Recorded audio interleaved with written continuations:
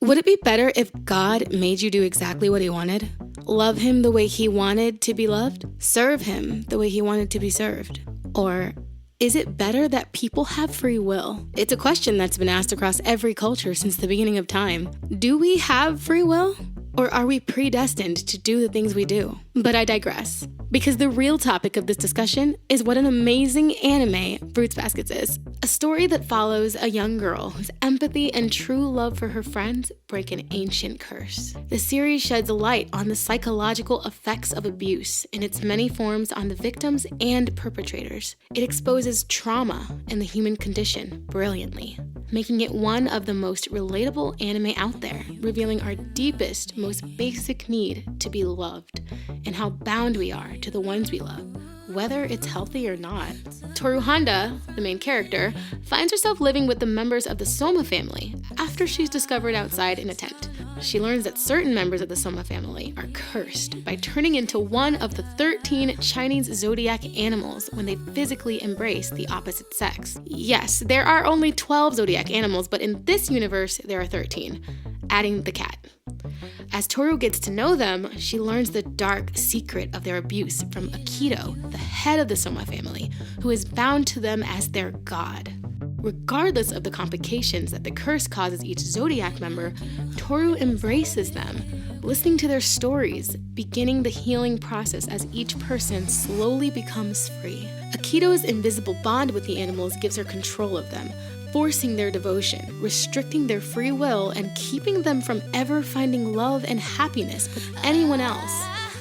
This got me thinking about my opening question. What does it really look like to be controlled by God versus being free to choose? For that matter, can being controlled by anyone ever result in love?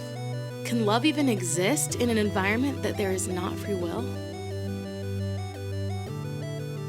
Imagine being forced to love someone you never chose. You find yourself being drawn to them, even if they treat you horribly, compelled to come back again and again, knowing it will only hurt you in the end. Now imagine being that god, like Akito, knowing that no matter how badly you treat others, they have to choose you forever because they were made to love you with no choice of their own. They'll always be there for you, like a dog to its master. Sounds bad, but isn't that what we all want? Unconditional love, whether you're good or bad. That is why we get dogs, because dogs seem to always choose us. However, for the person on the other side of it, it might mean being trapped in an abusive relationship. If you had the power to force someone's love, would you take advantage of that? Or would you prefer to be loved by someone who actually chooses you of their free will? Someone who could leave you? That was Akito's fear. The fear that without a curse forcing them to stay, no one would actually choose her. The bonds were her way to secure love, or at least the illusion of it, a soul tie. Akito's fear of being alone created an even more abusive element to the situation, in addition to the trauma they already experienced from their other family members. The Zodiac were a burden to the rest of the family, who had to deal with the challenges of raising them and keep their curse a secret from society. Their families often rejected, mistreated, and abused them, leaving them with broken identities, disordered behavior, and in constant rivalry. For instance, Kyo and Yuki were at each other's throats in competition. We find throughout the series that all they really wanted is to be accepted. Often a reaction to abuse is to live in extremes. Some become too trusting because they're so desperate for love, while others push people away, convinced they'll never find it. Young Kisa immediately clung to Toru as one would to a mother the moment she felt understood. And Kyo sabotaged his own chance at love, lashing out and rejecting Toru's effort to form a true friendship. Kyo is right to be guarded. Trust takes time. A person who trusts too quickly can easily fall prey to someone who's looking to take advantage of them. But never allowing anyone in because of fear will leave you broken, lonely, and regretful. Thankfully, Toru was a safe place for Kisa and very patient with Kyo.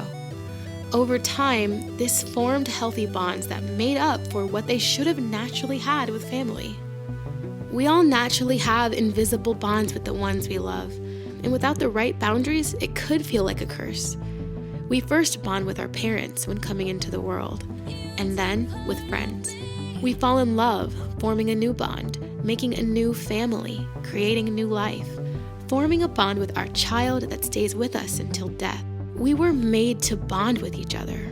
However, bonding is always risky and can be dangerous when the person on the other side of that bond holds it like a leash through manipulation. This is what it's like to have a soul tie with an abuser, but some soul ties are our own doing. For instance, Kureno the rooster's situation is unique because unlike the others who are bound by a curse, he is bound by his own guilt. His curse broke early on, yet he remained loyal to Akito, sacrificing his own freedom, forfeiting his one chance at happiness. He saw loving Akito as a noble deed. This is called martyr syndrome, subjecting oneself to pain and difficulty in the name of showing someone you care. The more agonizing the relationship, the more valid the love in their minds. But the reality is, not requiring the other person to treat us better enables and encourages further abuse, which will ultimately destroy both people involved. This is what happened to Kureno when he insisted on being there for Akito without setting healthy boundaries. It led to her stabbing him and later violently attacking Toru, whose authentic connection with the other Zodiac members threatened Akito's power over them. Kureno encouraged Akito to become a monster by not requiring her to love him back. When you really love someone, you'll refuse to let them abuse you. Shigure is a good example of how to set healthy boundaries. Shigure is the dog, but ironically, he's the only one who refused to let Akito treat him like one. He cleverly navigated every situation, always seeming 10 steps ahead of everyone else with his own agenda. The curse wasn't a setback for him, but an obstacle to her heart. He wanted everyone to be free of their bond to Akito so he could have her all to himself. Unlike Kureno, who was officially free and yet lived as if he was bound, Shigure, still technically bound by the curse like the others, lived as if he was free. He set a standard for himself and refused to stick around and be abused.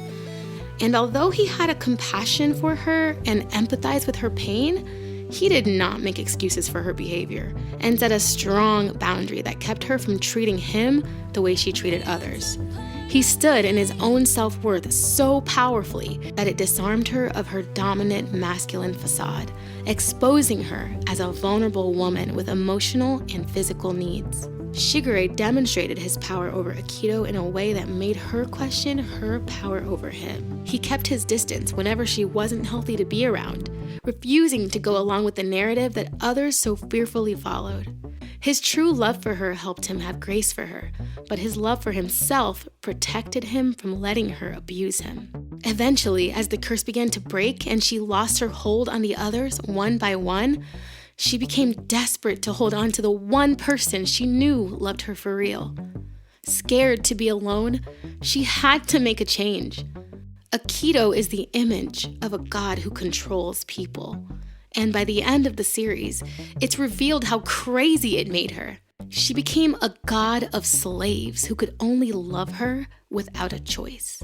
We see through this narrative a world with counterfeit love would prove to be unfulfilling, empty, and truly lonely. Can forced love ever be desirable? Even in this world, a god who can only be loved by force is miserable. So what would a god that allows people to choose look like? When Toru entered the Soma family space, she wasn't accepted by everyone. In fact, many perceived her as a threat. But with the purest intentions, she pursued them all in the face of rejection. She loved unconditionally, consistently, and sacrificially. Her acceptance of them in spite of their curse is something none of them had ever experienced.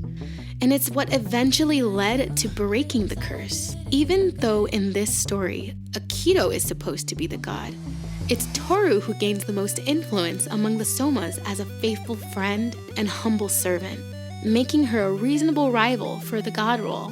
She is the opposite of Akito. She invites people to love her by initiating and demonstrating love first. Toru didn't actually do anything directly to force change, but she loved people into realizing they wanted more than the bondage they were born into. She proved her love by suffering along with them and sharing their burdens.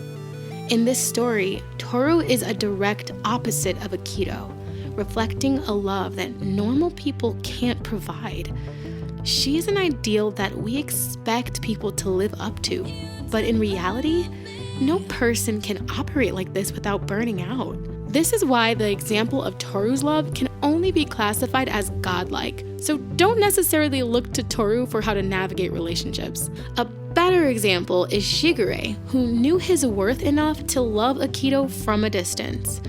Each of the Zodiac members eventually found identity and self-worth through Toru's consistent demonstration of love for them, which caused the curse to unravel itself. For the first time, they got to decide their own destiny and use their free will. So, would it be better if God made us do exactly what He wanted? If a good God took our free will, the world would be a better place, right? No war, no murder. But we see in this story that real love is born of free will. So this version of God would mean a loveless existence. It's been said that God is love. And if this is true, then free will and consequence must be allowed, with the possibility of redemption. And even with everything that happened in the Soma family, one example of love redeemed everything.